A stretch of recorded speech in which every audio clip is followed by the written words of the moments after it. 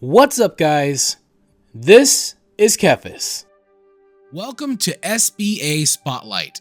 In these videos, I'll be covering how well the single button assistant performs for each spec, what it does well, where it falls short, and how to get the most out of it, especially if you're looking for a lower stress or more accessible way to play.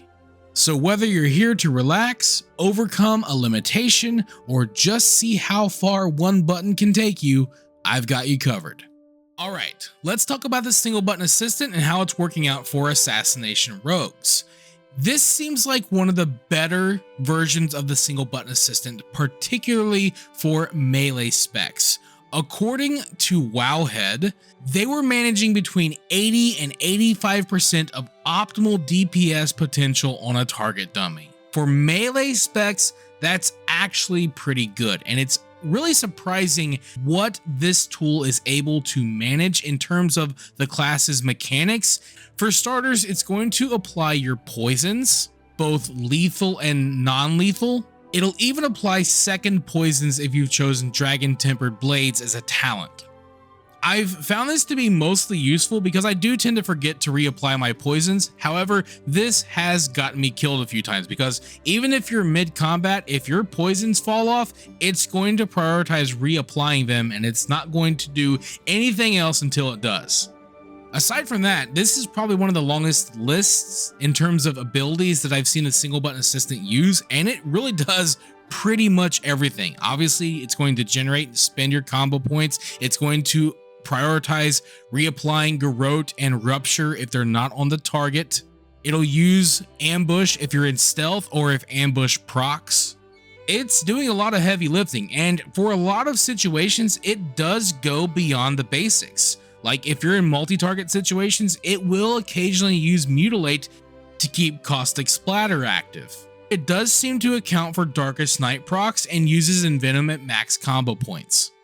So it does seem to handle a lot of the class mechanics surprisingly well, even if it's not perfect.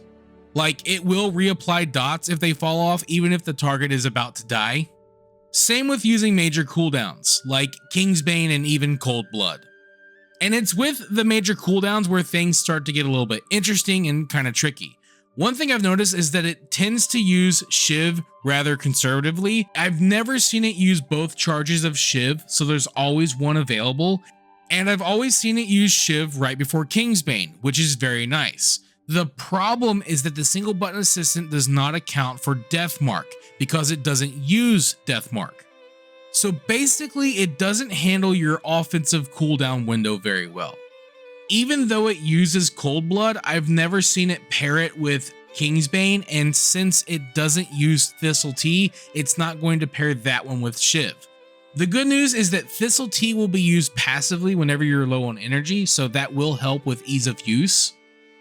The single button assistant also doesn't use Vanish, but that one makes more sense.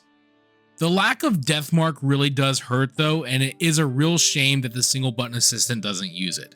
But there are a couple of methods you can use to manage it. The first one is pretty straightforward. You can simply put Deathmark on a separate button and use it whenever it's available. If you want to line it up with Shiv and Kingsbane, that's going to require you to pay more attention to what the single button assistant is doing. Once the single button assistant is ready to use Shiv, you can hit Deathmark on a separate button and then start using the single button assistant. It'll use Shiv and then Kingsbane if it's available. That's going to require you to pay attention, but it's definitely the best way to get the most out of Deathmark.